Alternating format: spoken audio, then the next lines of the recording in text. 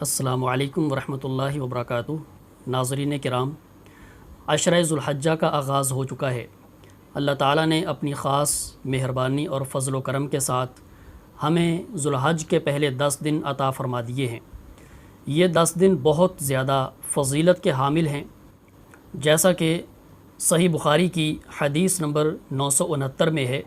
نبی کریم صلی اللہ علیہ وسلم نے ارشاد فرمایا، ما من ایام العمل الصالح فیہا احب الی اللہ من هذه الایام العشر۔ سال بھر کے کوئی دن ایسے نہیں ہیں کہ جن میں کیا جانے والا عمل ان 10 دنوں کی نسبت زیادہ فضیلت والا ہو۔ صحابہ کرام نے عرض کی، یا رسول اللہ، کیا اللہ تعالیٰ کے راستے میں جہاد کرنا بھی ان کا مقابلہ نہیں کر سکتا؟ تو آپ نے فرمایا کہ وَلَا الْجِهَادُ فِي سَبِيلِ اللَّهِ إِلَّا رَجُلٌ خَرَجَ بِنَفْسِهِ وَمَالِهِ فَلَمْ يَرْجِعْ مِنْ ذَلِكَ بِشَيْءٍ۔ ہاں، باقی دنوں کا جہاد بھی ان دنوں کے عمل کا مقابلہ نہیں کر سکتا، سوائے اس بندے کے جو جہاد کے لیے نکلا، اپنا مال لے کر، اپنی جان لے کر، اور پھر کچھ بھی واپس لے کر نہ آیا تو اس کا درجہ زیادہ ہے۔ باقی اس کے علاوہ جہاد بھی ان دنوں کے عمل کا مقابلہ نہیں کر سکتا۔ اسی طرح صحیح الجامع کی حدیث نمبر 1133 ہے، آپ نے فرمایا، افضل ایام الدنیا ایام العشر، کہ دنیا کے سب سے افضل ترین ایام جو ہیں وہ ذو الحج کے پہلے 10 دن ہیں، اور یہ اللہ تعالیٰ نے ہمیں عطا فرما دیے ہیں۔ ان 10 دنوں کی فضیلت اس لیے بھی ہے کہ یہ حرمت والے مہینے میں آ رہے ہیں، ان کی فضیلت اس لیے بھی ہے کہ ان کے اندر عرفہ کا دن ہے جو تمام دنوں کا سردار ہے، اور جس میں اللہ تبارک و تعالیٰ اپنے بندوں کو بہت زیادہ جہنم سے آزادی عطا فرماتا ہے، اور جس دن میں ایک روزہ رکھا جائے تو اللہ تعالیٰ 2 سال کے گناہوں کو معاف کرتا ہے۔ اور انہی دنوں میں قربانی کا دن ہے، جس کو نبی علیہ السلام نے عظیم ترین دن قرار دیا ہے، اور جس دن جانور کو ذبح کرنا، اس کا خون بہانا اللہ تعالیٰ کو بڑا ہی پسندیدہ ہے۔ اور یہ عشرہ اس لیے بھی زیادہ فضیلت کا حامل ہے کہ ان دنوں میں ساری عبادات جمع ہو جاتی ہیں، نماز بھی ہے، روزہ بھی ہے، حج بھی انہی دنوں میں ہوتا ہے۔ حج کے بڑے بڑے اعمال، اس کے بڑے بڑے مناسک انہی دنوں میں ادا کیے جاتے ہیں، اور خرچ کرنا، اور پھر حج کی جو کیفیات ہیں وہ جہاد کے ساتھ مشابہت رکھتی ہیں۔ تو گویا اللہ تعالیٰ نے جتنی بھی امہات العبادات ہیں وہ ساری کی ساری ان دنوں میں جمع کر دی ہیں، اور یہ اللہ تعالیٰ کی بڑی مہربانی ہے کہ اس نے ہمیں یہ عشرہ عطا فرما دیا ہے۔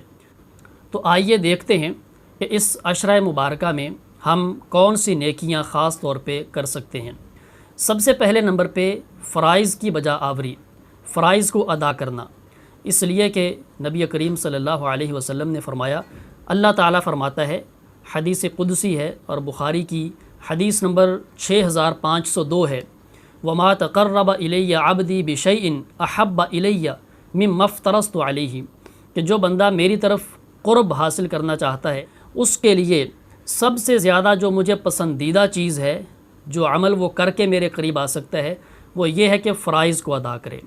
نمازیں اللہ نے فرض کی ہیں تو ان نمازوں کی حفاظت کریں، اول وقت میں ادا کریں، جماعت کے ساتھ ادا کریں، اس لیے کہ جو بندہ اللہ کے قریب آنا چاہتا ہے اس کے لیے اللہ کو سب سے پسندیدہ چیز یہ ہے بندہ فرائض کو ادا کر کے اللہ کے قریب ہو جائے۔ تو جو بندہ فرائض ادا نہیں کرتا وہ لاکھ دعوے کرے کہ میں اللہ کے بڑا قریب ہوں، وہ اللہ کے قریب نہیں ہے۔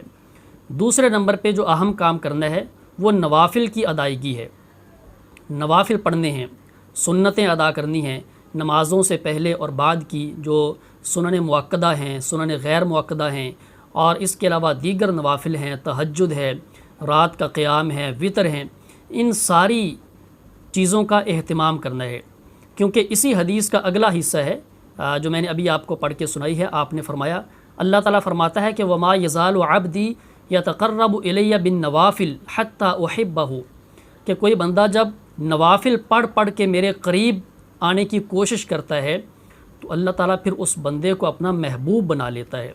تو نوافل ادا کرنے سے بندے کو اللہ تبارک و تعالیٰ کی محبت مل جاتی ہے، بندہ اللہ کا محبوب بن جاتا ہے۔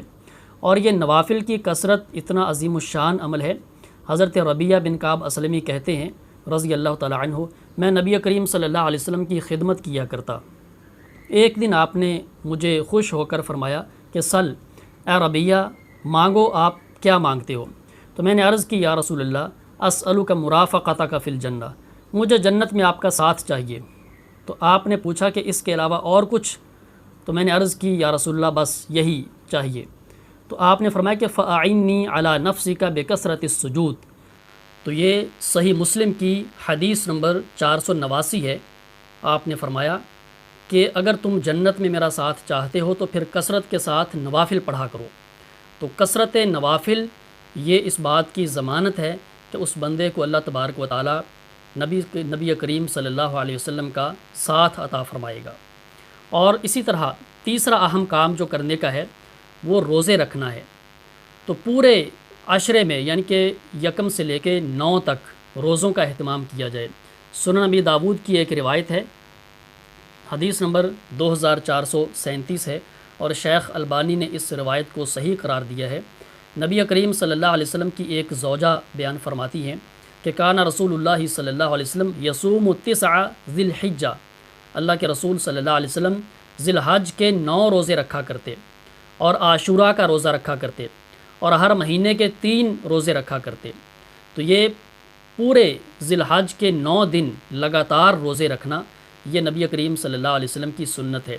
تو یصوم 9 ذی الحجہ اس کا ایک معنی یہی ہے جو میں نے آپ کو بتا دیا ہے کہ 9 روزے رکھتے، اور دوسرا معنی اس کا یہ ہے کہ آپ ذی الحج کی 9ویں تاریخ کا یعنی کہ عرفہ کے دن کا روزہ رکھا کرتے۔ تو بہرکیف دونوں مفہوم مراد لیے جا سکتے ہیں۔ تو اگر 9 روزے رکھے جائیں وہ بھی ٹھیک ہے۔ سلف صالحین میں سے اس مفہوم کی تائید بھی ہوتی ہے، جیسا کہ مصنف ابن ابی شیبہ میں صحیح سند کے ساتھ یہ موجود ہے کہ امام محمد بن سیرین رحمہ اللہ تعالی جو تابعی تھے وہ یکم سے لے کے 9 تک لگاتار روزے رکھا کرتے، یعنی یہ 9 دن روزے سے گزارا کرتے۔ تو اس لیے یہ نبی علیہ السلام کی سنت ہے، آپ کی سیرت سے یہ بات معلوم ہوتی ہے۔ تو یہ روزے کا اہتمام کیا جائے۔ اور جو شخص ایک روزہ اللہ تعالیٰ کی رضا کی خاطر رکھ لیتا ہے، جیسا کہ بخاری مسلم کی متفق علیہ روایت ہے، آپ نے فرمایا کہ جو شخص ایک روزہ اللہ کی خاطر رکھتا ہے، اللہ تعالیٰ اس بندے کو ایک روزے کی وجہ سے جہنم سے 70 سال دور کر دیتا ہے، اور یہ عام دنوں کے روزے کی بات ہے۔ تو اگر کوئی شخص اس عشرہ ذو الحجہ میں ایک روزہ رکھتا ہے تو آپ اندازہ کریں اس کا اجر کتنا زیادہ ہوگا، اور اگر کوئی یہ سارا عشرہ ہی روزے سے گزارتا ہے تو اس کا اجر کتنا زیادہ ہوگا۔ اس لیے روزے کا اہتمام کیجیے۔ چوتھے نمبر پہ جو کام کرنے کا ہے وہ یہ ہے کہ خاص طور پہ عرفہ کے دن کا روزہ رکھا جائے۔ تو عرفہ کے دن سے مراد ہے 9 ذو الحجہ۔ تو ہمارے ہاں یعنی کہ عید سے ایک دن پہلے کا روزہ، جس کو 9 ذو الحج کا روزہ یا عرفہ کا روزہ کہا جاتا ہے، وہ روزہ رکھا جائے تو اس کی فضیلت اتنی زیادہ ہے۔ آپ نے فرمایا یکفر السنۃ الماضیہ والباقیہ، یا ایک دوسری روایت میں ہے حدیث نمبر 1162 صحیح مسلم کی روایت ہے کہ آپ نے فرمایا کہ مجھے اللہ تعالیٰ سے امید ہے کہ اللہ تعالیٰ اس بندے کے 2 سالوں کے گناہ معاف کر دے گا، ایک گزشتہ سال کے اور ایک آئندہ سال کے، یعنی اللہ تعالیٰ پیشگی اس کے گناہوں کو معاف کر دے گا۔ تو عرفہ کے دن کا روزہ رکھنا وہ بھی ایک بڑا ہی زبردست قسم کا فضیلت والا عمل ہے جو اسی عشرہ میں ہمیں نصیب ہونے والا ہے۔ 5ویں نمبر پہ جو اہم کام کرنے والا ہے وہ ہے تکبیرات کا اہتمام کرنا۔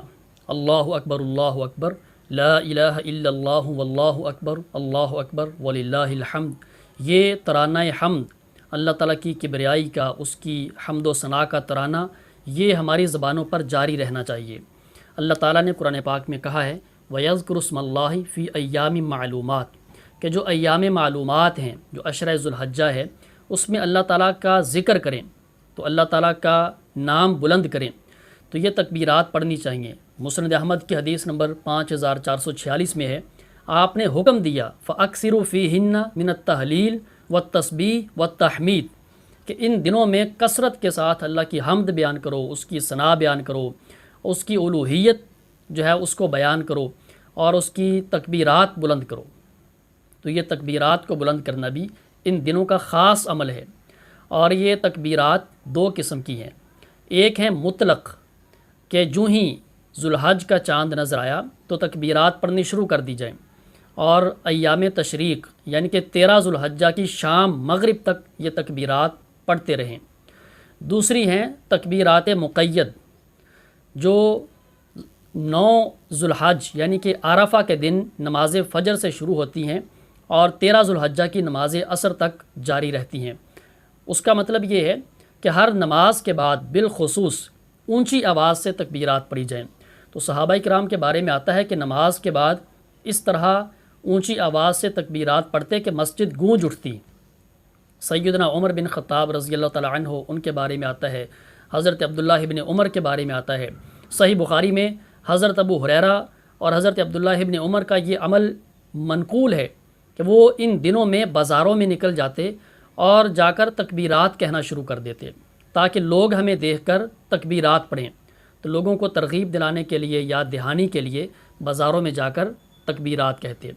تو ان تکبیرات کا اہتمام کریں اس عشرہ ذوالحجہ میں خاص طور پہ، اور یہ 13 ذوالحجہ کی شام تک یہ عمل جاری رہنا چاہیے۔ اٹھتے بیٹھتے، چلتے پھرتے، کام کاج، جب بھی آپ کو فراغت ملے، فرصت ملے، ان تکبیرات کا زیادہ سے زیادہ اہتمام کریں۔ اور چھٹے نمبر پر جو اہم کام کرنا ہے وہ صدقہ و خیرات کرنا ہے، خرچ کرنا ہے۔ خاص طور پہ یہ کرونا نے بہت سے گھرانوں کی کمر توڑ دی ہے، بہت سے بزنس ختم ہو گئے ہیں۔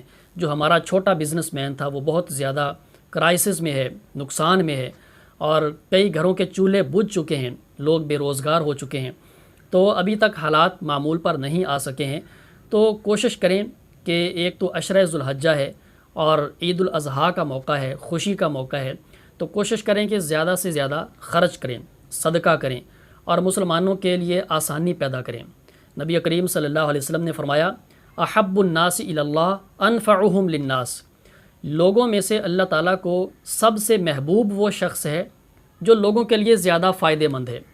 اور آپ نے فرمایا کہ وَأَحَبُّ الْأَعْمَالِ إِلَى اللَّهِ سُرُورٌ تُدْخِلُهُ عَلَى مُسْلِمٍ، اللہ تعالیٰ کو سب سے پسندیدہ عمل یہ ہے کہ آپ کسی مسلمان بھائی کے لیے خوشی کا سامان پیدا کریں، اس کے چہرے پر خوشی کے آثار پیدا کر دیں، اسے خوش کر دیں۔